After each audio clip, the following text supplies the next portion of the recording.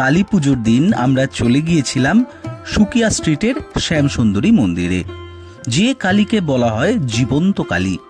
এই মুহূর্তে উত্তর কলকাতার এই কালী মন্দিরের চর্চা দূর দূরান্ত পর্যন্ত চলে গিয়েছে, যার ফলস্বরূপ কালী পুজোর দিন সুকিয়া স্ট্রিটের এই সরু গলিতে হাজার হাজার মানুষের ভিড় দেখলেই তা বোঝা যায়। মা শ্যামসুন্দরীকে এখানে ছোট্ট মেয়ে রূপে পূজা করা হয়। এই দেবীর ইতিহাস নিয়ে একটি ভিডিও ইতিমধ্যেই আমরা করেছি, সেই লিংক এই ভিডিওর ডেসক্রিপশন বক্সে দিয়ে দিচ্ছি। আর এখন দেখাচ্ছি এবারের কালী পুজোর দিন মানুষ একটিবার চোখের দেখা দেখবার জন্য কিভাবে পাগলের মতো উপচে পড়েছেন সুকিয়া স্ট্রিটের এই ছোট্ট গলিতে।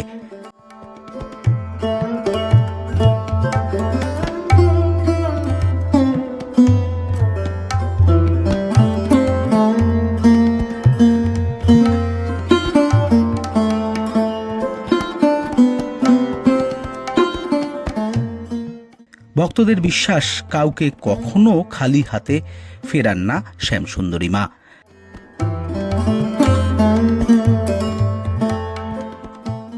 এই গর্ভগৃহে শ্যামসুন্দরী মায়ের পাশেই দেখা যায় জগন্নাথ, বলরাম এবং সুভদ্রার মূর্তিও।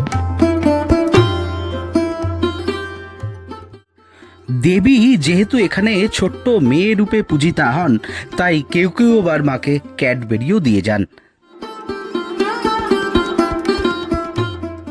কলকাতাবাসীদের কাছে কালী পুজোর দিন কালীঘাট, দক্ষিণেশ্বর, করুণাময়ী কালীবাড়ি সহ কলকাতার বিখ্যাত কালী মন্দিরগুলো দর্শন করার পাশাপাশি ইদানিং সুকিয়া স্ট্রিটের এই শ্যামসুন্দরী মাকে দর্শন করার আগ্রহও বাড়ছে দিন দিন।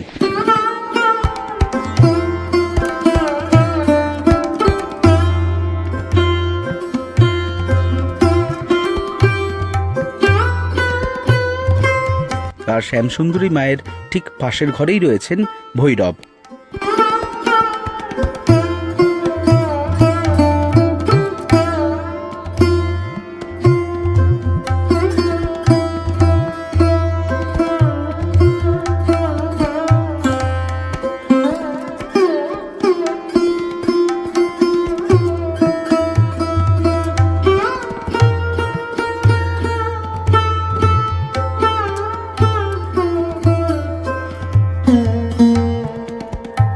যদি এই ভিডিওটি আপনাদের ভালো লেগে থাকে তাহলে অবশ্যই সাবস্ক্রাইব করবেন আমাদের ইউটিউব চ্যানেল ই বাংলা ভ্লগসকে।